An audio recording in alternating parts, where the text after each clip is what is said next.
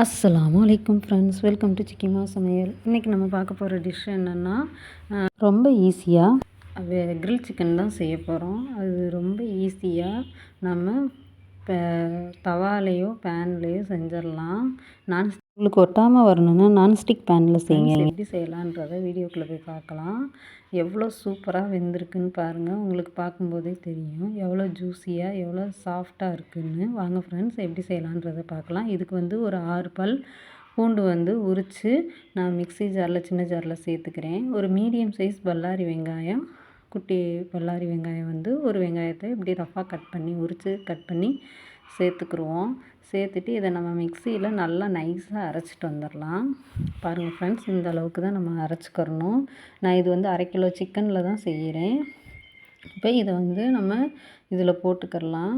இந்த அரைச்ச விழுதை இதில் சேர்த்துக்கிருவோம். சேர்த்துட்டு இதுக்கப்புறம் நம்ம என்னென்ன மசாலா சேர்க்கலான்றதை காட்டுறேன்.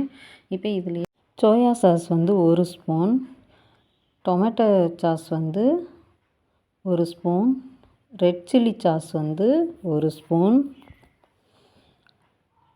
அடுத்து நம்ம க்ரீன் சில்லி சாஸ் 1 ஸ்பூன், இது எல்லாத்தையும் சேர்த்துக்கலாம். இதுலேயே இப்போ நான் ஒரு ஸ்பூன் அளவுக்கு மிளகாத்தூள் சேர்த்துக்கிறேன். நல்லா கலராக உள்ள மிளகாத்தூள் சேர்த்துக்கோங்க. காரம் உங்களுக்கு எவ்வளோ தேவையோ அவ்வளோத்து சேர்த்துக்கோங்க.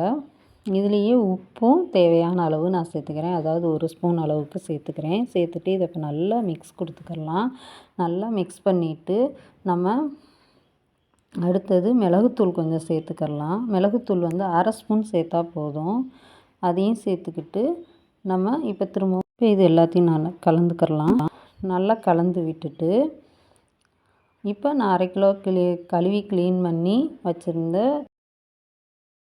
கறியை இதுலேயே நான் சேர்த்துக்கிறேன். சேர்த்துட்டு நல்லா பிணைஞ்சிக்கிறணும். நம்ம நல்லா கலந்து விட்டுறணும். கையை வச்சு நல்லா கலக்கணும். ஆனால் நீங்கள் கொஞ்சம் சின்ன பீஸாகவே போட்டுக்கோங்க.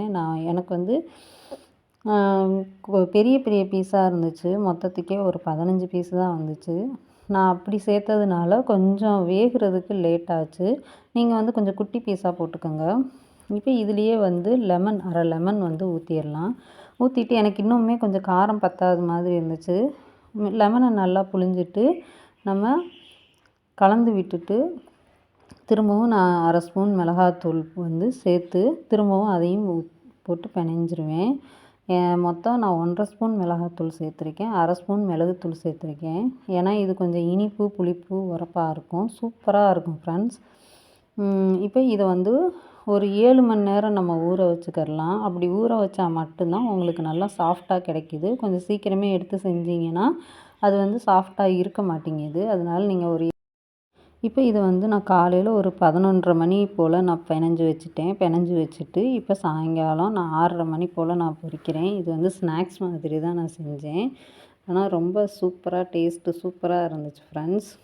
இப்போ இது நல்லா ஊறிடுச்சு. இப்போ நம்ம திரும்பவும் இதில் ஒரு மிக்ஸ் கொடுத்துக்கலாம். கையை வச்சு நல்லா பிணைஞ்சு விட்டுக்கலாம். பிணைஞ்சு வச்சுட்டு நீங்கள் கொஞ்சம் அதாவது சிக்கன் கொஞ்சம் சின்ன சைஸாக போடுங்க. இது ரொம்ப பெரிய சைஸாக இருந்ததுனால எனக்கு ஒரு 10-15 பீஸ் தான் வந்துச்சு. ரெண்டாவது வேகிறதுக்கும் கொஞ்சம் லேட் ஆச்சு.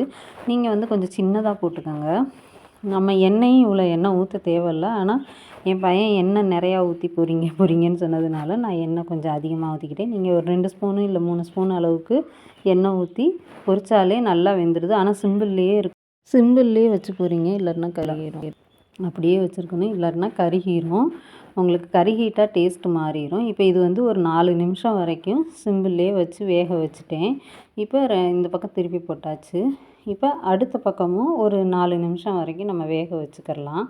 வேக வச்சுட்டு நம்ம அடுத்த பக்கத்தையும் நல்லா வேக வச்சுட்டு இது போல் கலர் வந்ததும் நம்ம எடுத்துக்கிடலாம். அதாவது நிறையா எண்ணெய் ஊற்றி நம்ம பொரிக்காததுனால எல்லா பக்கமும் ரெட்டாலாம் வராது. இப்படி தான் வரும். ஆனால் வெந்திருக்கும். சூப்பராக ஜூஸியாக சூப்பராக இருக்கும் ஃப்ரெண்ட்ஸ். செய்கிறது ரொம்ப ஈஸி, இன்க்ரீடியன்ஸும் ரொம்ப கம்மி, ஆனால் டேஸ்ட்டு செம்மையாக இருக்குது. நம்ம இதை சாயங்காலத்தில் சாப்பிட்றதுக்கு ஸ்கூல் விட்டு வர குழந்தைங்களுக்கும் செஞ்சு கொடுக்கலாம். ரொம்ப சூப்பராக இருக்கும். அதே நேரத்தில் சாயங்காலம் ஸ்நாக்ஸ் மாதிரியும் சாப்பிட்டுக்கலாம். நம்ம இதுபோல் நீங்களும் உங்கள் வீட்டில் செஞ்சு சாப்பிட்டு பார்த்துட்டு எப்படி வந்துச்சுன்றதை கமெண்ட் பண்ணுங்கள். நம்ம வீடியோ பிடிச்சிருந்துச்சுன்னா லைக் பண்ணுங்கள், ஷேர் பண்ணுங்கள், கமெண்ட் பண்ணுங்கள். ரொம்ப பிடிச்சிருந்துச்சுன்னா சப்ஸ்கிரைப் பண்ணி வச்சுக்கோங்க.